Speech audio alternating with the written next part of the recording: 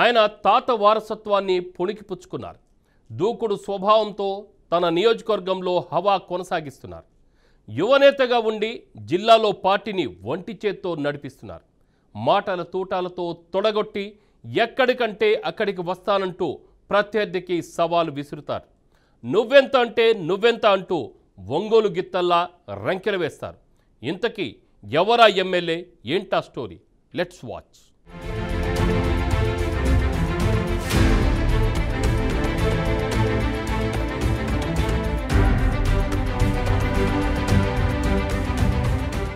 మాజీ మంత్రి దామచర్ల ఆంజనేయులు వారసుడిగా దామచర్ల జనార్దన్ రావు రాజకీయాల్లోకి వచ్చారు.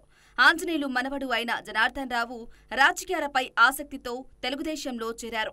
టీడీపీలో రాజకీయ జీవితాన్ని ప్రారంభించిన జనార్దన్ రావు 2010లో ప్రకాశం జిల్లా టీడీపీ అధ్యక్షుడిగా ఎన్నికయ్యారు. అప్పట్నుంచి ఇప్పటి వరకు జిల్లాలో పార్టీని ముందుండి నడిపిస్తున్నారనే చెప్పవచ్చు. అయితే 2009లో కొండెపి నియోజకవర్గంలో తన తాత మరణంతో ఏర్పడిన ఖాళీని భర్తీ చేసేందుకు ఎమ్మెల్యే టికెట్ ఆశించారు. అయితే అదే ఏడాది నియోజకవర్గాల పునర్విభజనలో భాగంగా కొండెపి ఎస్సీ కేటగిరీకి రిజర్వ్ చేయబడింది. దీంతో అక్కడి నుంచి పోటీ చేయడానికి వీలు కాలేదు.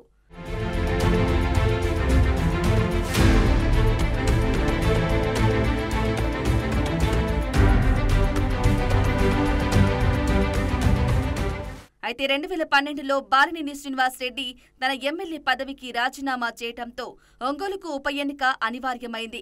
దీంతో ఒంగోలు నుండి టీడీపీ అభ్యర్థిగా దామచర్ల జనార్దన్ రావు బరిలోకి దిగారు. ఆ ఉప ఎన్నికల్లో వైసీపీ నుండి పోటీ చేస్తున్న బాలినేని శ్రీనివాసరెడ్డిని జనార్దన్ రావు ఢీకొట్టారు. అయితే తన పదవికి రాజీనామా చేసిన సానుభూతితో ఆ ఎన్నికల్లో బాలినేనికే జై కొట్టారు ఓటర్లు. వైసీపీ నుండి బాలినేని శ్రీనివాసరెడ్డి విజయం సాధించారు.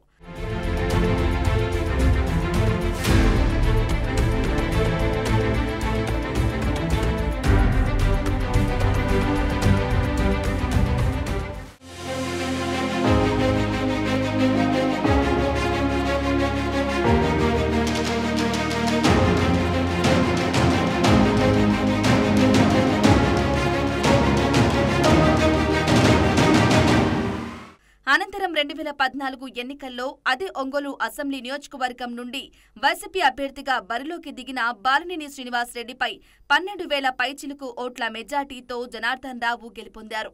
ఆ ఎన్నికల్లో మొదటిసారి బాలినేని శ్రీనివాసరెడ్డి ఓటమి రుచి చూశారు. ఆ ఎన్నికల్లో దామచర్ల ఆంజనేయులు వారసుడు రాజకీయ రంగ ప్రవేశం చేసిన దామచర్ల జనార్దన్ బాలినేనికి తొలి ఓటమిని పరిచయం చేశారనే ప్రచారం జరిగింది. అయితే 2019లో తన చిరకాల ప్రత్యర్థి అయిన బాలినేని శ్రీనివాసరెడ్డి చేతిలో జనార్దన్ మరోసారి ఓడిపోయారు. మళ్లీ 2024లో జరిగిన ఎన్నికలలో దామచర్ల జనార్దన్ రావు ఒంగోలు సిట్టింగ్ ఎమ్మెల్యేగా ఉన్న బాలినేని శ్రీనివాసరెడ్డిపై 34,000 పైచిలుకు ఓట్ల భారీ మెజార్టీతో విజయం సాధించారు.